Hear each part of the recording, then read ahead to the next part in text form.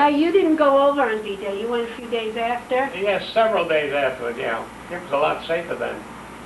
So anyhow, we got on this boat and we rowed it to shore.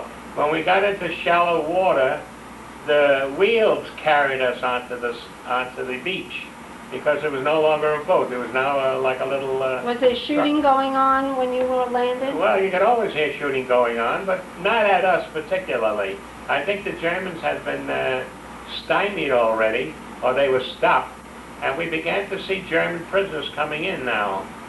And you could see all of them coming in with their hands on their head, and they were wearing uniforms, KG uniforms, Kriegsgefangenen. That means war prisoner. They were coming along, and they didn't like us one bit. But they were walking along the road, and it had rained for a couple of days, and we slept for a while. We didn't know where to go. We slept for a while, and we slept in the mud. It was really terrible. And we finally found the QM, Quartermaster Battalion, where mostly black troops were carrying supplies, you know, blankets and things like that, food. So we had to eat, and so they fed us as a traveling unit. And we were there for a couple of days, and then we were picked up by some colonel who wondered what we were doing there. My instructions were wait till we would be picked up to go to Dijon. So the colonel called us in, and he was the colonel of what we used to call a Reppel Depot, which is a replacement depot. And as soldiers were being killed and wounded on the front, they had to replace these soldiers. So any unit that they could find along the beach, they grabbed the unit and put them into an infantry unit. Well, when I heard that, I said, you could get killed there. I really wasn't very happy about the thought. So we told the colonel we would see him in the morning and make arrangements. I got my men outside and I said, well, we got to get the hell out of here. You know, you're going to get killed there. So we left there, and I found a big truck, a post office truck, which was going to Dijon, loaded with mail, loaded to the brim. You know, it was one of these big trucks, like an 18-wheeler or something, a very big truck. So I spoke to the sergeant who was driving it, and I said, look, we got 8 men, and we got to get down to Dijon. He says, come on, hop on. So we all got on top of this truck, sleeping on dirty sacks. The sacks of mail they were filthy. And we really had no coverage, and it was at night. And they traveled in darkness with just a little slit of light over the front headlights. But we got down in Dijon about the middle of the night. And we got away from the Reppel Depot. They got down in the middle of the night, and we saw a very, very dim light. There was no lights there because the camp was all blocked out. And I saw a little sign there, CQ Charger Quarters. So I knew that somebody in charge of camp arrangements was there. So I walked into a dark tent. Which had a dark light in it, and you couldn't see anybody really. There's only one man in charge of quarters.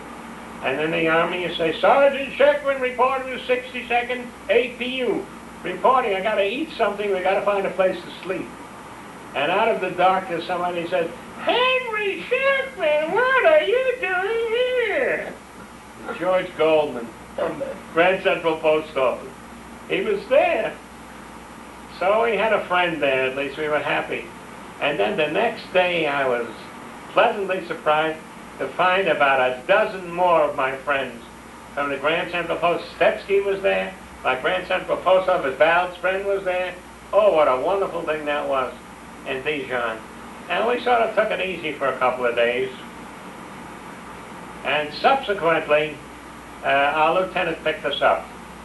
And we had a Jeep and a little mail truck which carried the safe and stuff like that.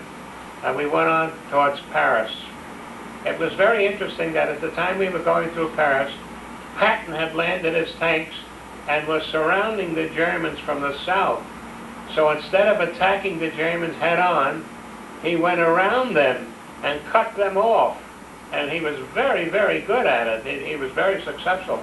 And Patton cut off large numbers of German troops that way. But he kept going. Patton didn't stop for anything except that he ran out of gasoline. Now, I was horrified. The roads outside of Paris where I saw QM battalion soldiers selling tanks of gasoline, these 5-gallon cans of gasoline. They were selling them to the French citizens and pocketing the money. Patton didn't have gasoline, but these QM people were selling Who are the QM gasoline. people? What's that? Who are the QM people? They were all black soldiers, black troops. They made a fortune there selling them. But Patton eventually succeeded. He kept on going. I met him again later on, and I became part of his army for a short while, a very short time. But we landed, on the way to Paris, they had trucks full of money. Here's another mistake we made. Some GIs found a German truck full of money, but it was French money. But it was packed up. You think it was a big shipment of money. And somebody said, that money is no good anymore. That's for the Germans were printing that money. That money's no good anymore. So the soldiers were standing on the truck, throwing out bundles of money. It was all good money. I didn't get a cent. My friends didn't get a cent. But some people became rich collecting all that money. All right, just let's take a break.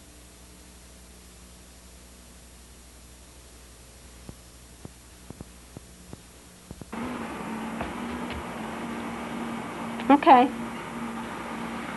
Let's see, where did we leave You off? left off about the quartermasters selling blankets and fuel and Oh, packaging yeah, them. we found, sadly enough, that every soldier got rationed. You get a carton of cigarettes a week, and you'd get a certain number of bars of chocolate or something like that a week.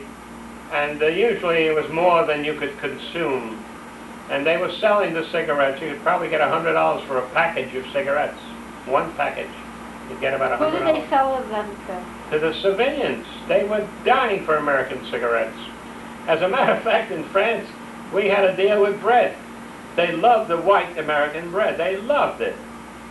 And we loved the French bread. So we used to exchange with French people. We would give them a white bread and they would give us a French bread. And each one thought he was making a good deal. But the cigarette selling, they would sell blankets, they would sell food, lard or any other that type of food. They called, in France it was called graisse, grease or lard or fat. There was a shortage of these things. Soap. Oh, there was a big shortage of soap. So the soldiers were selling these things and sending money home. And the QM people became quite rich. These soldiers were sending home everything but the family safe. The government, after a while, became quite distressed about the amount of money that was going back home. And they instituted a sort of a pay check. So that any time you wanted to send money home through the post office, incidentally, that was the only way you could send money home. Anytime you wanted to send money home through the post office, you would have to produce your pay statement showing how much money you earned that month. And that's the most that you could send at home. Now, there were some officers, some first lieutenants and maybe captains, who ran large post offices. They were less than honest. And we hear all kinds of stories where they would make arrangements to send more money home for people who were in the black market selling all kinds of food and clothing. And they would send money home. And if you wanted to send home $1,000 worth, you had to leave $1,000 with the officer for him. So that whatever they were sending home, the officer got half. And there was large sums of money involved. It really, sometimes it was scandalous. We heard of stories where a dentist dismembered a whole dental office and shipped it back to the United States piece by piece. We heard of officers who shipped back jeeps piece by piece. I don't know how they ever did it, but we heard of these things happening frequently. Some officers were arrested for doing that. You're not allowed to steal somebody's office and ship it back. But we heard stories like that quite frequently. However, the QM soldiers did very well financially. They did very well. And we heard of a post office in Berlin. We heard it was running 24 hours a day. And the rumors got around that the IG, the Inspector General, was going to send a group of people to check up to see what this post office was doing. How come they were so busy? They were sending home incredible sums of money. So, of course, you know very well that in the Army, if one officer is going to get another officer into trouble, the word gets around that the IG is coming. You better be prepared for the IG. And so the story we heard from our area was that by an extraordinary coincidence, that post office, just before the IG arrived, that post office suddenly burned down to the ground. And all their records, all their stubs, all their cancellations, every record of the translation was burned up. It was just an accident. So we never were able to get people from that post office. I never spoke to anybody there. But these are the stories that kept coming back to us. They had another deal. The Americans and the Russians had a deal. They would honor our German money, which we manufactured. Looked like cigar coupons. And we would honor the Russian German money that the Russians manufactured. And we would honor, each would honor the others. And so we worked that way. I think the difference was the Germans had an L in front of it, we had a C or something like that. That was the only way you could distinguish that it was a Russian money or a German money. But it was all money that the countries published. We printed them and the Russians printed them. Now the Russian soldiers came into Berlin and places like that, loaded with money printed in Russia. Loaded with money. Valises full of money. And they would buy Leica cameras and jewelry and watches. Anything that they could buy, they would buy. And a lot of that money was deposited in American banks. And we had to honor it. Now, we couldn't buy anything from the Russians because they never had anything. The Russians didn't have cameras and watches and stuff like that. They couldn't get anything there. So the Russians had a good deal there. And a lot of soldiers complained bitterly about that. They were really very angry.